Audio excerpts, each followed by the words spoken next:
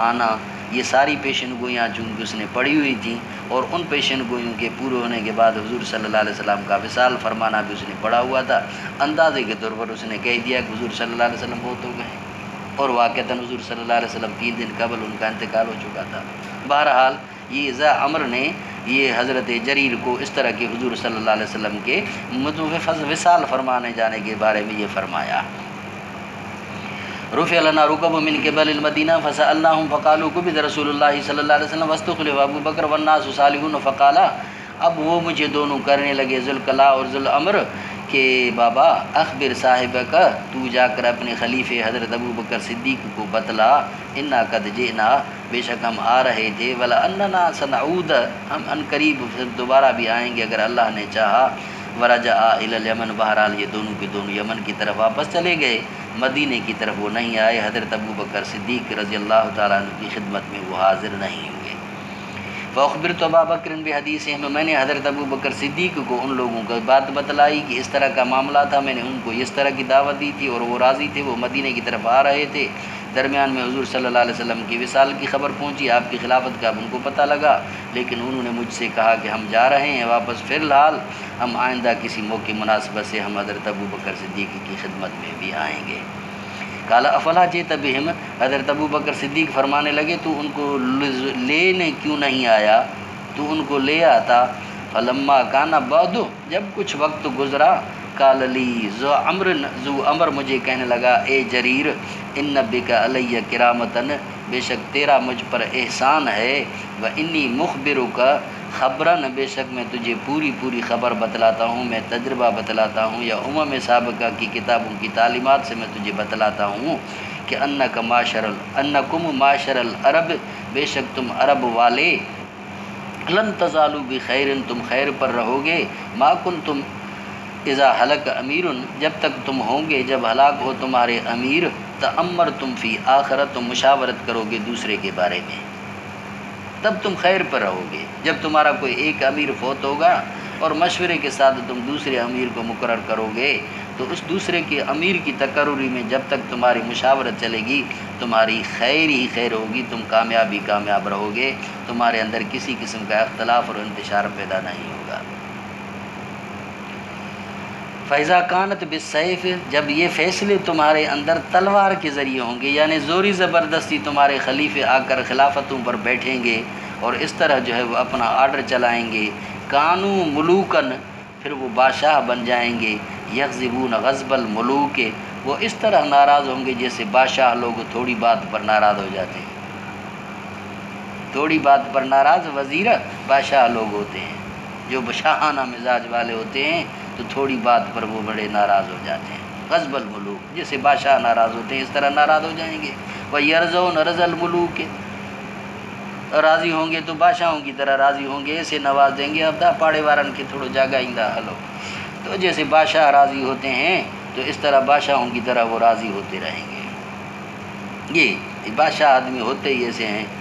یہ ٹکے تے بھی راضی، جو تھوڑے گھنے تے بھی ناراضی، کہ مل کچھ تک مل جو جناب شیخ کا قدم یوں بھی ہے یوں بھی ہے۔ باب غضبۃ سیف البحر، اساں وٹ سندھی میں ورچے سائیں یہ تو بادشاہ ہوا، مانا یہ تو پاگل ہوا، اساں وٹ یہ تو سندھی میں لیکن بادشاہ ہوا، بڑو کو بادشاہ ہوا، یہ بادشاہ چوڻ جے لحاظ سان تو بادشاہ ہوا، پر حقیقت یہ ہے تॾहिं चोट अथव इहा असांजी सिंधी में،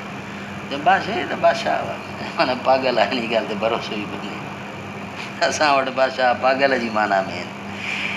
فرمایا بابو غزوۃ سیف البحر، سیف البحر والا غزوہ، یہ وہم یتلقون ایرن لقریشن، وہ مقابلہ سامنا کرنا چاہتے تھے قریشیوں کی جماعت کا، وہ امیرہم ابو عبیدہ، ان کا امیر جو ہے حضرت ابو عبیدہ بن جراح رضی اللہ تعالیٰ عنہ کو بنایا گیا۔ اب یہ کا لشکر گیا آگے کی طرف، جب آگے کی طرف گیا تو کچھ ان کو مخالفین کی کچھ تھوڑی سی جماعت زیادہ نظر آئی، اس لیے حضور صلی اللہ علیہ وسلم کی طرف انہوں نے پیغام بھیجا، اسی پیغام کے بعد پھر اضافی لشکر جو ہے وہاں سے آیا، پھر اضافی لشکر کے بعد حضرت ابو عبیدہ بن جراح نے اس طرح جو ہے وہ آگے کی کارروائی کی، وہ جو نیچے آ رہی ہے۔ امیر جو ہے پہلا امیر جو مقرر کیا گیا، سپریم کمانڈر جو تھے وہ حضرت ابو عبیدہ بن جراح تھے۔ فرمایا بھی قال حدثنا اسماعیل قال حدثنا مالک عن وهب بن کیسان عن جابر بن عبداللہ انه قال بعث رسول اللہ صلی اللہ علیہ وسلم بعثا قبل الساحل، حضور نے لشکر بھیجا ساحل کی طرف، ساحل سمندر کے کنارے، وامر علیہم ابا عبیدہ بن جراح، ان پر امیر مقرر فرمایا حضرت ابا عبیدہ بن جراح کو، وہم 300 تھے، فخرجنا فکننا ببعض الطریق، ہم نکلے، ہم تھے کچھ راستوں میں سے کسی راستے پر، فن یزاد، ہمارا توشہ جو ہے وہ ختم ہو گیا، کھانے پینے کی چیزیں ہماری ختم ہو گئیں۔ فامر ابو عبیدہ بازواد الجیش، حضرت ابو عبیدہ بن جراح نے سارے لشکر کے زادوں کو جمع فرمایا، حکم فرمایا کہ سب کو جمع کیا جائے، فجمع، ان کو جمع کیا گیا، فکان مزودی تمر، میرا توشہ بھی ایک کھجیاں تھیں کوئی تھوڑی بہت، فکان یقوتنا کل یوم قلیل قلیل، ہم کود کے طور پر کھایا کرتے تھے ہر دن تھوڑی تھوڑی، حتیٰ فنی، یہاں تک کہ وہ کھجیاں بھی ختم ہو گئی، وہ کھجور بھی ختم ہو گئے، بس اور کچھ کھانے کے لیے نہیں تھا، نہ روٹی نہ کوئی اور راشن، بس یہ کھجور تھی جو ہم روز روز ان کھجیوں کو کھاتے تھے، وہ کھجور بھی ختم ہو گئی۔ فلم یکم یصیبنا الا تمرتن، پھر وہ کھجی کچھ ایک، وقلت ما تغنینی عنکم تمرتن، میں نے عرض کیا حضرت آپ کو وہ کھجی کیا پہنچاتی ہوگی، کھجور سے آپ کو کیا خوراک ملتی ہوگی، کون سی بھوک آپ سے ہٹتی ہوگی؟ قال واللہ لقد وجدنا فقدها حین فنیت، ہاں ہم نے پھر اسی کی قدر ہم نے اس وقت محسوس کی جب یہ بھی ختم ہو گئی، پھر ہمیں احساس ہوا کہ وہ کھجور ایک بھی ہمارے لیے غنیمت تھی۔ حین فنیت ثم انتہینا الی البحر، یہاں تک کہ پتے کھانے لگے، اور اسی طرح پتے کھانے کے بعد بھی ان کی حالت جو ہے بڑی کمزور ہو گئی۔ ثم انتہینا الی البحر، پھر ہم بحر پر پہنچے، فیضا حوت مثل الضرب، اور اچانک ایک بڑی امبر مچھلی جو ہے وہ مثل الضرب، وہ ضرب کی طرح، وہ مٹی کے ٹیلے کی طرح جو ہے وہ نمایاں ہو گئی، ظاہر ہو گئی، بڑی بڑی مچھلی۔ فاکل منھا القوم، وہ لوگوں نے اس سے کھایا، 18 لیلۃ، 18 راتیں جو اسی سے کھایا۔ پھر حکم فرمایا ابو عبیدہ نے بذل عین من اضلاعہ، اس کے 2 پسلیوں میں سے پسلیوں کو، فنصبا، ان کو کھڑا کیا گیا، ثم امر براحلۃ، وہ راحلۃ ایک سوار کو حکم فرمایا، ثم مرت تحتہما، وہ گزر گیا ان کے نیچے، فلم تصبہما، لیکن باوجود اونٹ کے سوار کے لمبے قد ہونے کے نیچے سے گزر گیا، لیکن اس کا سر اسی سے نہیں ٹکرایا، اتنی بڑی تھی وہ۔